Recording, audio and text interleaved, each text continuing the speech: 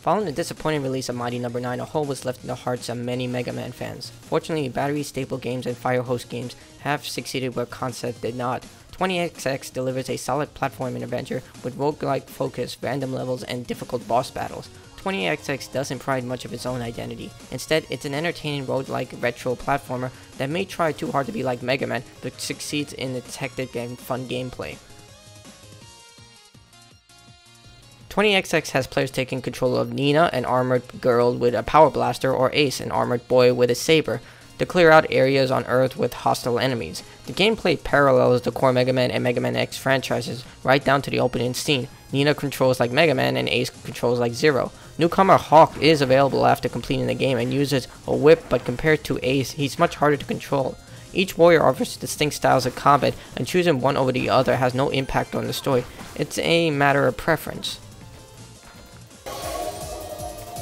Unlike Capcom's beloved series, players have to complete the game in one go. Stages are randomly based on level segments, with increased levels of danger added as the game progresses. Each level is timed, and either alone or with a friend, bonuses are provided for completing it before the timer runs out. Each stage ends with a boss battle that will increase in difficulty based on how far the player progresses. The first boss is random, and each stage after, the player gets to choose which boss to face next in a pool of 3.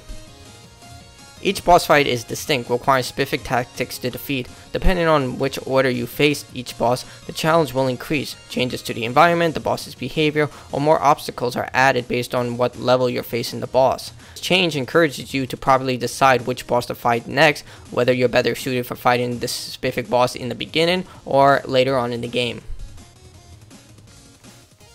The soundtrack is fantastic and complements the robotic carnage. However, like Nina and Ace's combat style, this works against 20XX. It's not hard to draw a connection between the music here and the original Mega Man X games. During levels, players can obtain bolts to purchase passive and conventional upgrades such as health and armor upgrades. Optional areas are peppered in for players to earn extra items during each run, each with a unique challenge such as avoiding damage, defeating enemies, and races. Since health does not regenerate after each stage, players might find themselves at a disadvantage, especially if they're faced with a difficult loadout. Some stages provide intense challenges that make maneuvering through impossible without being hit. Movement activated traps, hordes of enemies, and vexing jumps can lead to unfair hits and deaths. The developers have included handicaps such as being teleported if you drop off the stage in exchange for health.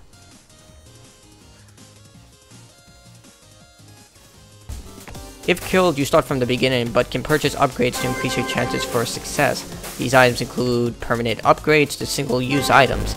The chips are earned by beating bosses and specialized enemies, but cannot be saved and must be used at the end of each run. This encourages players to pick the best items to optimize their run.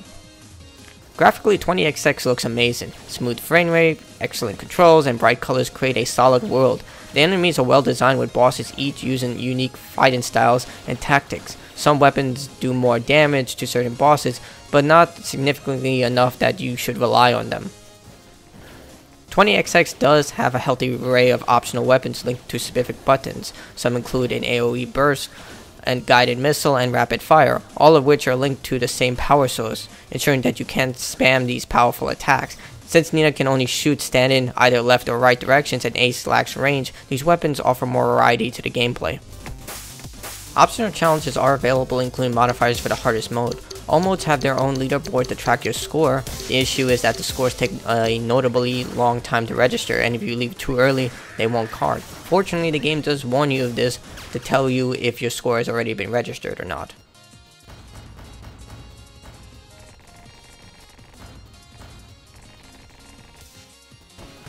The story is one of the more forgettable aspects of 20XX. Players are sent to various parts of Earth to put down robotic threats, and that's it. The cutscenes are told through cheap, static cutscenes. It's the biggest low point of the entire game, but hopefully if this game gets a sequel, the developers will put more effort into creating a much more robust story. 20XX has a great edifice to create its own identity. The colorful characters and boss fights help amplify the experience, but the heavy use of gameplay elements found in Mega Man X helps generate more appeal for Capcom's franchise. 20XX is a difficult and fun rogue action game that will challenge platform and veterans and delight traditional Mega Man fans.